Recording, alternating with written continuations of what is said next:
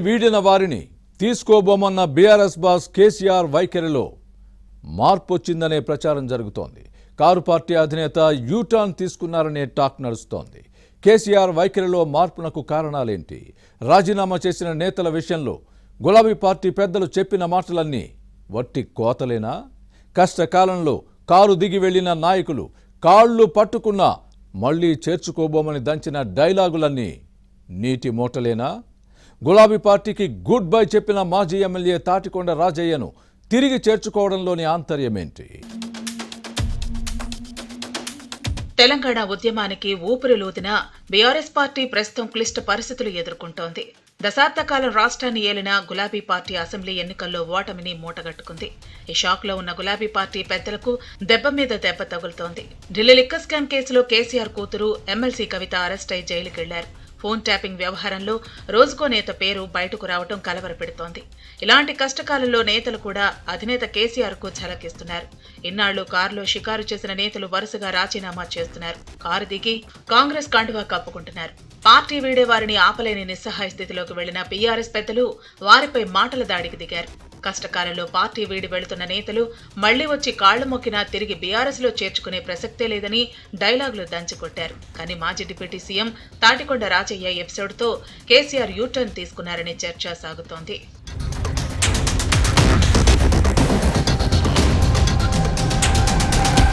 ఇటీవల చాలా మంది నేతలు గులాబీ పార్టీకి గుడ్ బై చెప్పారు. వారిలో మాజీ ఉప ముఖ్యమంత్రి తాటికొండ రాజయ్య కూడా ఉన్నారు.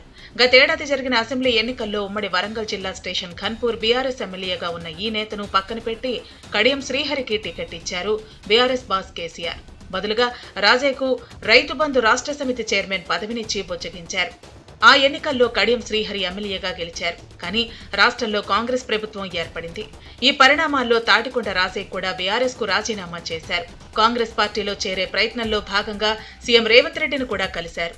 కానీ కాంగ్రెస్ లో రాజయ్య చేరికకు బ్రేకులు పడ్డాయి. రాజయ్య పార్టీలో చేరేందుకు సిద్ధమవగానే నియోజకవర్గంలోని కాంగ్రెస్ శ్రేణులు వ్యతిరేకించారు. గతంలో ఆయన మీద వచ్చిన లైంగిక వేధింపుల ఆరోపణలను ఎత్తిచూపుతూ పార్టీలో చేర్చుకోవద్దని గ్రామస్థాయిలో తీర్మానాలు చేశారు.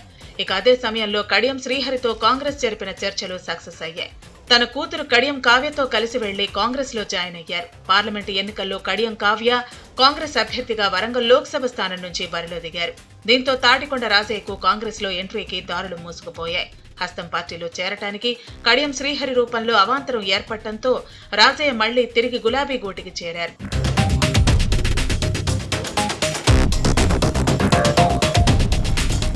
కడియం కావ్య పార్టీ మారగానే రాజయ్య తిరిగి బీఆర్ఎస్ శిబిరానికి దగ్గరయ్యారు. వరంగల్ లోక్సభ టికెట్ కోసం ప్రయత్నించారు. కానీ గులాబీ బాస్ మాత్రం Hanamkonda ZP chairman doctor Sudheer Kumar కు సీటు ఇచ్చారు.